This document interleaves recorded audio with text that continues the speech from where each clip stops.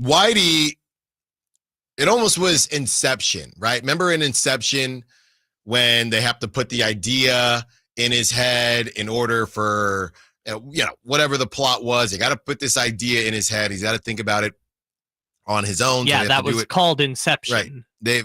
Through the dreams, all of that. It's almost like Whitey did this to me yesterday because he knows I can't help myself. Planted the idea deep in exactly. And yesterday during Crosstalk, Whitey says to me, because I say, hey, I think that this is a Scott Perry initiative because Russell Westbrook seems very much like a Scott Perry guy. And honestly, I didn't think about really who else's initiative it could be.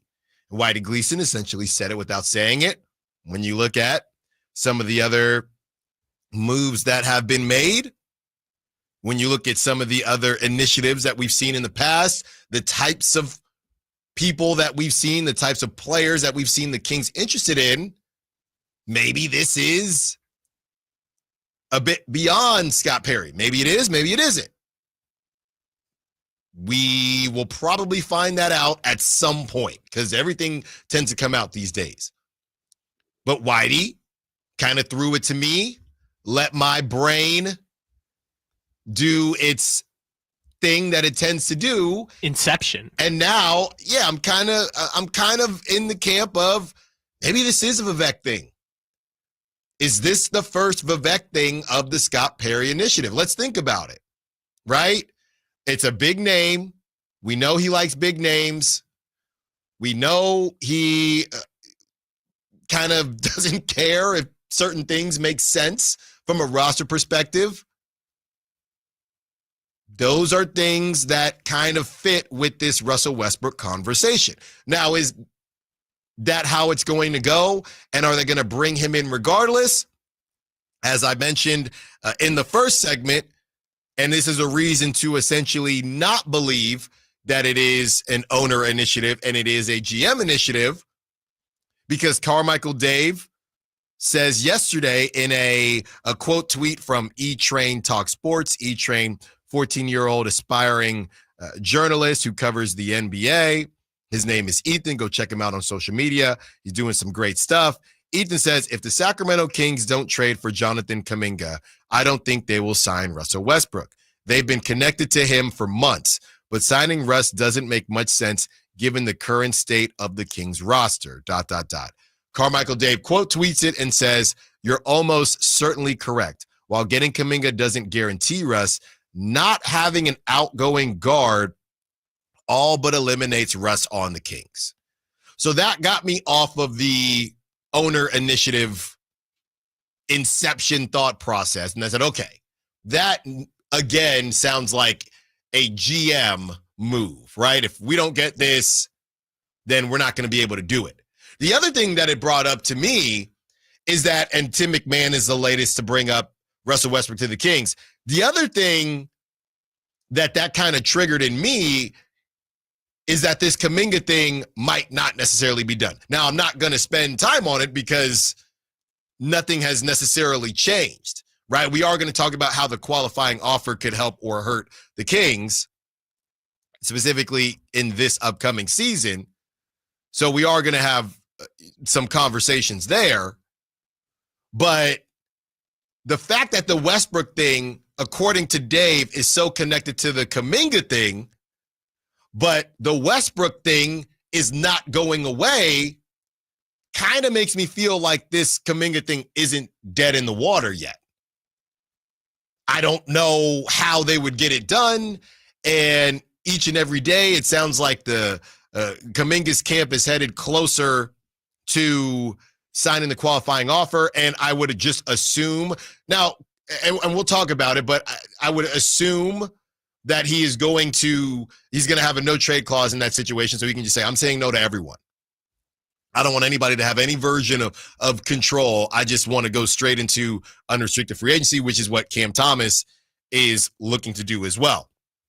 So we'll have that conversation.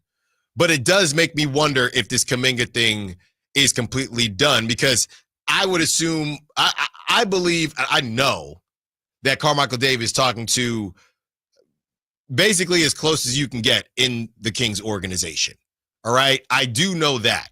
So either the Tim McMahons of the world and those that are kind of national media that may not be as fully locked in or as close to the situation as our local guys, either they're kind of a step behind us, or this Kaminga thing is not necessarily dead in the water. That's what I take from Dave's posts here, because Russell Westbrook, and by the way, to the Westbrook fans that have been kind of trolling me on social media, we still don't have another team, by the way. We still do not have another Russell Westbrook team. Even Tim McMahon's story didn't even have another team. It's just Sacramento is the most likely. Not a one. And if they've told that, I'm assuming they've told that to Russell Westbrook. As of right now, there's no Kaminga deal. So if Russell Westbrook had other options, now seems like about the time to lock in on some of those other options. So I don't think that he has very many. Or he really, really wants to come home to Sacramento and is waiting until this Kaminga thing gets resolved just in case, which is, I would say, very less likely than the first option. Yeah. So I don't know why he would be waiting this much. And again, if it's Devin Carter, that helps nothing. That helps absolutely nothing. If we're operating in a world where they only have the same 9-man rotation, because I will say injuries happen. Mm-hmm. You know, that's how Russell Westbrook made a lot of minutes down the stretch for the Denver Nuggets last year that may or may not have gotten Michael Malone fired. So injuries do provide opportunity, and you want to have a deep bench, but Russell Westbrook's also got to be okay with going 9 minutes a night or 8 minutes a night at times, if that's going to happen.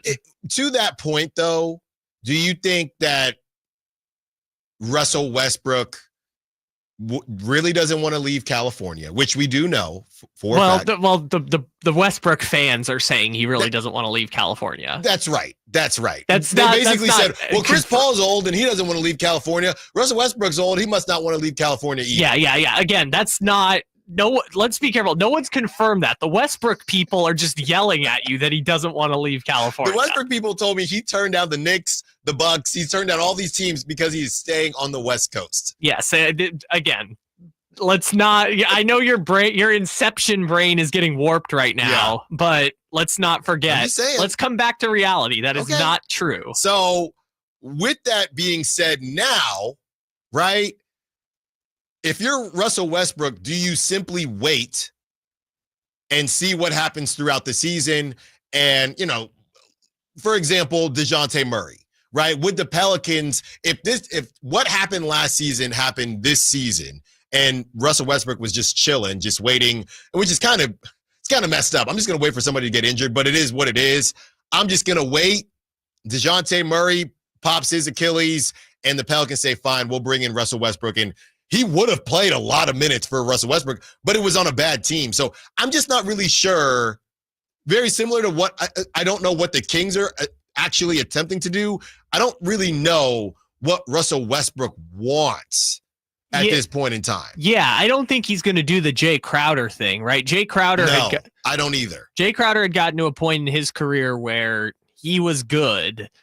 I mean, this is the problem that Melo ran into years ago. I think I see so many similarities between the Melo at the end and the Russell Westbrook at the end. Remember Melo sat out an entire season and then did like a one-on-one with Stephen A. Smith on First Take, talking about like, I've finally decided that I will be okay coming off the bench and playing a role. Like, just one of the most insane things I've ever seen on television. But Melo was comfortable sitting out an entire season just to eventually get back in the league. I'm not saying Russell Westbrook would do that, but right now it looks like it's either the Sacramento Kings, if they're able to move Malik Monk, or the Beijing Ducks, where he can go play 28 minutes a night and sell out an arena. I don't think he would do that. It's either that or don't play at all and go be in Hollywood and executive produce that Bel Air show on But Peacock. It is, I don't know. No. But I don't think those are the only options, though. I think that, it's probably a little bit of Cam Newton-ness right? When hey, we can't have the backup QB have all this attention, or we just don't necessarily want to deal with it. But I think that Russell Westbrook, to the point of his fans that won't leave me alone, he probably does have options to just be a spot starter, a la a Chris Paul type. I just don't know that he wants that. So he could change his mind. And if you're Russell Westbrook, would you rather do that or go to Beijing?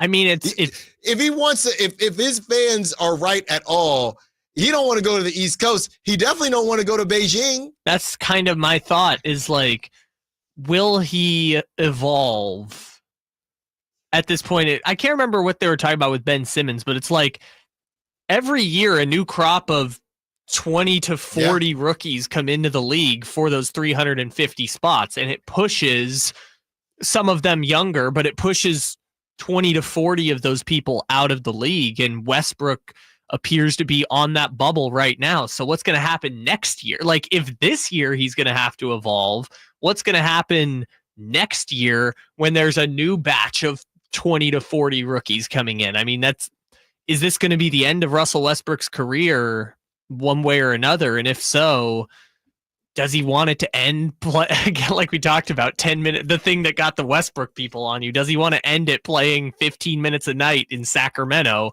Normally the worst way to end your career. What's worse? Ending it, like you said, 15 minutes a game. Being a mentor in Sacramento. Mentor to who? Dennis Schroeder's 32. You're a mentor to Devin Carter.